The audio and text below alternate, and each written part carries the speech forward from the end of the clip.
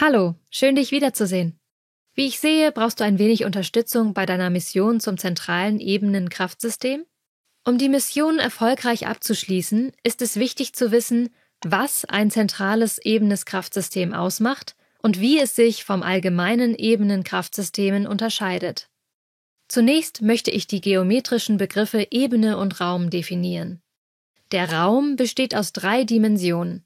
Da Dimension so ein mächtiges Wort ist, verwenden wir den Begriff Raumrichtungen. Diese sollten dir von Koordinatensystemen bekannt sein.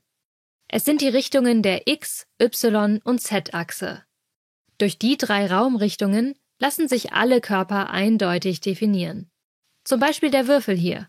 Seine Eckpunkte können mit räumlichen Koordinaten definiert werden. In der Ebene hingegen fehlt eine Raumrichtung. Meistens ist das die Z-Achse. Daher verwenden Koordinatensysteme häufig nur die X- und Y-Achse. Das bedeutet auch, dass wir hier keine Körper mehr darstellen können, sondern nur Flächen, Linien und Punkte.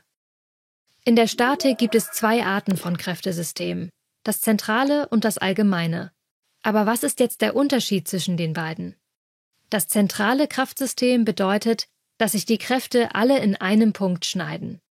An der Transportplatte sind 4 Gurte befestigt, die die Lasten übertragen. Diese Gurte und damit auch die Wirkungslinien der Kräfte führen an einem Punkt zusammen, und zwar an der Öse. Näherungsweise können wir das damit als zentrales Kraftsystem beschreiben.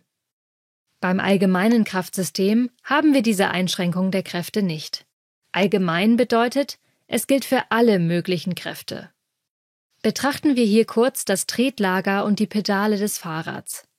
Hier haben wir zum Beispiel 2 parallele Kräfte, die an den Pedalen wirken und damit 2 parallele Wirkungslinien. Diese schneiden sich bekanntlich nicht. Es können aber auch mehr als 2 Kräfte sein, deren Wirkungslinien mehr als einen Schnittpunkt haben. Wie du vielleicht schon in den Nachrichten und sozialen Netzwerken gehört hast, haben die Menschen zunehmend Angst vor den Bedrohungen auf der Welt. Das führt unter anderem dazu, dass Hamsterkäufe getätigt werden, also Lebensmittel wie Toilettenpapier oder Nudeln auf Vorrat gekauft werden und damit nicht mehr im Supermarkt verfügbar sind. Hier streiten sich 4 Personen um die letzte Packung Toilettenpapier. Alle 4 zerren daran. Das Beispiel veranschaulicht dir gut, was ein zentrales ebenes Kraftsystem ist, denn es greifen 4 Kräfte an einem Körper an. Alle diese Kräfte liegen auf einer Ebene. Hier siehst du nochmal, wie die 4 Kräfte der Personen wirken. Alle Wirkungslinien schneiden sich genau in einem Punkt und in einer Ebene. Daher können die Kräfte auch auf der Wirkungslinie verschoben und in den Schnittpunkt versetzt werden. Das wissen wir aus dem Video zum Linienflüchtigkeitsaxiom. Deshalb liegt hier ein zentrales ebenes Kraftsystem vor. Als Ergebnis der Berechnungen dieses Kraftsystems kann nur ein Verschieben nach links und rechts oder oben und unten der Packung stattfinden, je nachdem wie die Kräfte der Person sind. Drehen können sie sich in diesem Fall nicht. Ein zentrales ebenes Kraftsystem liegt also dann vor, wenn beliebig viele Kräfte an einem Körper angreifen und sich alle ihre Wirkungslinien in einem Punkt schneiden. Anders würde es aussehen, wenn die 4 Personen so an der Verpackung ziehen und zerren, dass sich die Wirkungslinien der Kräfte nicht an der gleichen Stelle, sondern an unterschiedlichen Stellen schneiden. Als Ergebnis der Berechnungen dieses Kraftsystems kann sowohl ein Verschieben nach links und rechts oder oben und unten sowie eine Drehbewegung der Packung stattfinden, je nachdem, wie die Kräfte und die Angriffspunkte der Person sind.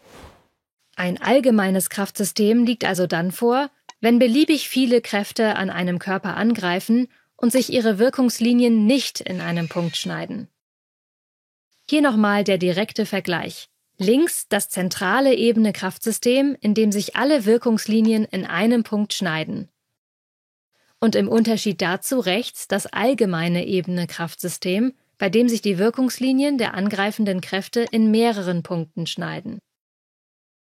Fassen wir nochmal kurz zusammen. Mehrere Kräfte werden als zentrales ebenes Kraftsystem bezeichnet, wenn sie alle auf einer Ebene liegen, sich alle Wirkungslinien in einem Punkt schneiden und das Ergebnis der Berechnung nur ein ebenes Verschieben des Objektes sein kann.